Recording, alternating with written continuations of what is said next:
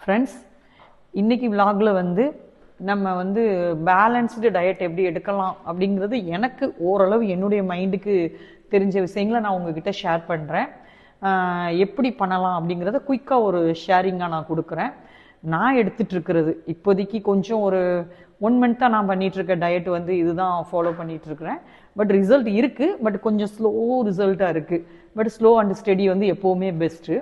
So அந்த மாதிரி நான் எடுக்கிற டயட் என்ன அப்படின்னா, டெய்லி பேலன்ஸ்டாக எடுக்கிறது என்ன அப்படின்னா, கார்ப்ஸ் கொஞ்சம் நம்ம உடம்புல கண்டிப்பாக இருக்கணும், புரோட்டீன், ஃபைபர், இந்த 3 கலந்தது தான் நம்ம ஃபுட்டில் இருக்கணும். ஸோ இந்த 3 கலந்த மாதிரியான ஃபுட்டை தான் நான் என்னுடைய டயட்டாக ஃபாலோ பண்ணிகிட்ருக்கேன்.